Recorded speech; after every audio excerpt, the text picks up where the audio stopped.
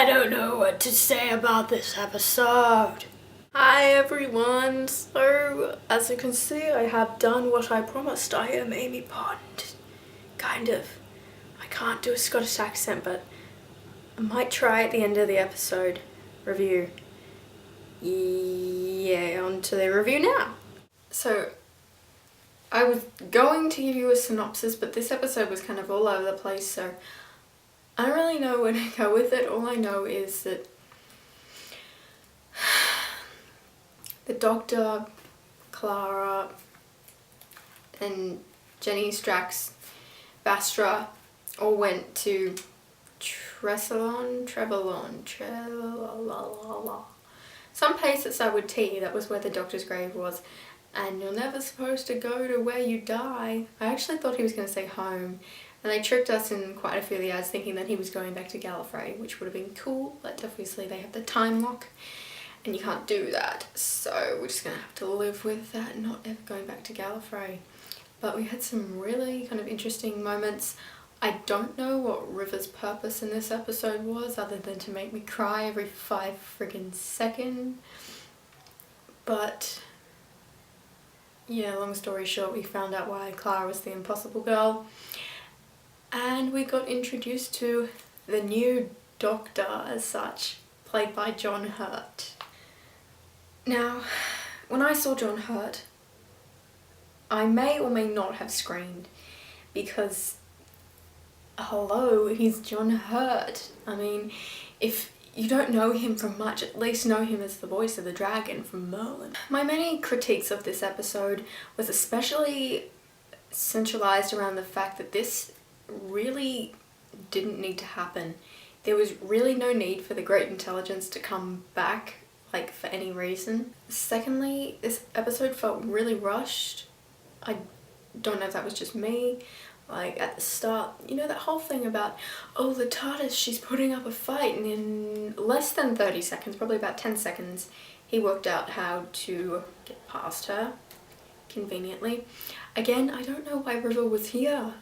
Like, I know she had the whole telepathic link and everything, but she had no relevance to this episode whatsoever. She hasn't been in the past season, and judging from what she was wearing, which is the same stuff she's wearing when she gets put into the computer or whatever in Silence of the Library, with the Vashnatar, or I can't pronounce it, the Vash, whatever. She only kind of popped up so that the doctor didn't have to say his name because everyone else couldn't hear his name, which is kind of stupid because if Clara could see him, then she would have heard the name. Now, that is an interesting part that is one good thing about this episode. Sigh of relief. This was the thing I was most worrying about because the name of the doctor is obviously the name of the episode, and I hoped not, but I thought that they wouldn't say his name. And at one point the Great Intelligence kept asking him, what is your name? What is your name? What is your name? And then all of a sudden he's going, please, just stop. We can talk about this. We can make this sort out. And then he shouted out, please. And then the doors open. I went, what? Wait. Don't tell me that his name is Please, because if his name is Please, that's kind of maybe weird. I mean, not kind of, it is weird. Why is his name Please? But obviously it was River who said his name. Oh, now that that's off my chest, that was my biggest worry about this episode, and they didn't let me down in that part. Because I don't know whether other people are really attached to Vastra, Jenny and Strax, but they're like, oh, they're my favourite 3 characters. I'm sorry, Doctor, but you know, I love them so much. And when I thought Jenny had died at the start, when they're all sitting around that table and she's like, Mum, Mum, to Madame Vastra, she's like, I think I've just been killed. Oh, murdered, she said. Yeah, my heart just like stopped beating, and I had these tears welling up in my eyes because they're just so cute together. I think my biggest subfest, actually no, this is my second biggest subfest for this episode, and it it wasn't even like legitimate. Now looking back at it, I'm like, why were you crying? It wasn't sad. I mean, it was sad, but was when the doctor touched River's grave, her supposed grave. It actually wasn't her grave, it was the entry to a tombstone or whatever. That just kind of, I know that there hasn't really, the whole relation between him and River is really weird, but I just kind of feel like it's canon, and in some way it's kind of cute. I don't know, it's kind of cute. So obviously, and I can tell that he cares about her. I mean, it's not a Rose 10 or Rose 9 kind of relationship, but it has its own kind of cuteness to it. And just kind of, when he looked at it and he just touched it lightly, he just was like, no, don't do this to me. So that was my first big sob-fest of this episode. My second big sob-fest was also another River and the Doctor moment. And I'm not sure, I've just seen this on Tumblr, but apparently that was River's last episode. I really, really, really hope that's not true, because this episode, River's placement in this episode came out of the blue.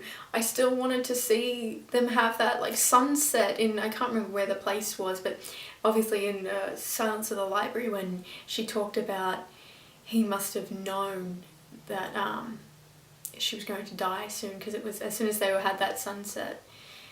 And she talked about that, and she knew about how she got put into the computer, which made me kind of be like, wait, what? I don't know where I'm up to in her timeline. So I have reason to believe that she is now not a part of the cast anymore, that was her last episode, and if it was, that makes me really sad. Like, I know that a lot of people don't like River because she was really kind of forced in and you kind of made to like her, but I don't know, I just liked River. I thought she was funny, she was spunky, she just added something to the seasons that I didn't think it had before.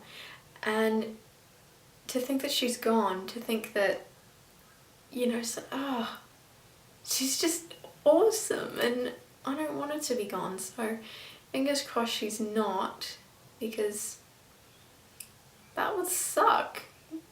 The Great Intelligence's presence in this episode, it wasn't really, obviously I can see the point of it because it's the whole reason to build up to why Clara was the impossible girl, but they really had an opportunity there. I think I'm really confused to where they're going to lead with the 50th anniversary. My worries were halfway through this episode when the Great Intelligence dude stepped into his timeline and started to change him and kill him every time, was I thought maybe that's how they're going to lead into the 50th, that they're both going to have to go in there and they're going to go on a journey like this, and this is how they're going to meet all the other doctors, which kind of made me sad, because now I was thinking about how we know that Billie Piper and David Tennant are going to be in the 50th anniversary, and I was thinking, oh, so they're not going to be the meta-crisis Doctor and Rose happily married with children, but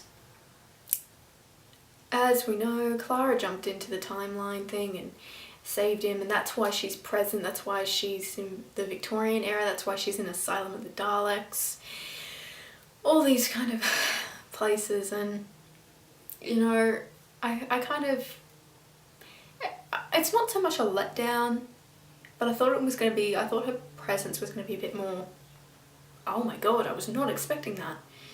Like, it was mediocre at best.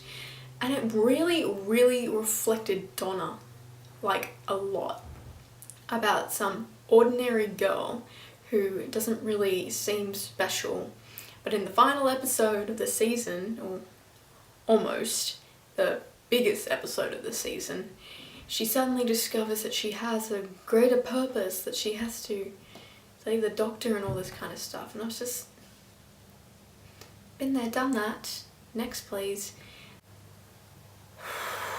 So now that's done, I'm gonna have to wait, well, we're all gonna have to wait till November until the 50th anniversary comes out, which I'm not looking forward to because I need my Sunday night Doctor Who's.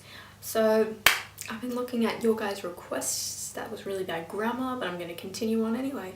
I've been looking at your requests for what you want to see, and I've noticed a lot of you guys really want to see classic Who reviews. So I'm probably, when I find time during school and mess and all that kind of stuff, I will watch some old ones. If you guys have got some really favourite episodes you want to see me do, I'm also going to do some season recaps of obviously the rebooted season as well, rather than every single individual episode, because that will just take forever. I'm just going to surmise the whole thing from 1 to 6, because now we have 7. And yeah, so I have no idea where they're leading with the 50th anniversary now. I'm just saying, you know what, if by magic Stephen Moffat is, I still don't know how to pronounce his name, Stephen Moffat is watching this video, please, if 10 Metacrisis and Rose are not together, possibly happily married, I want kids, but that's not on the priority, there's going to be hell to pay. Being honest here. If we're being honest, there will be hell to pay. So that's me. Wow, okay.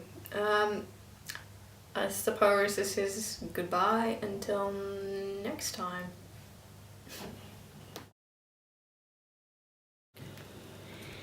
And I'm Amy Pond. No, I'm not. I'm just a dork with a camera. Oh, shit, it's on.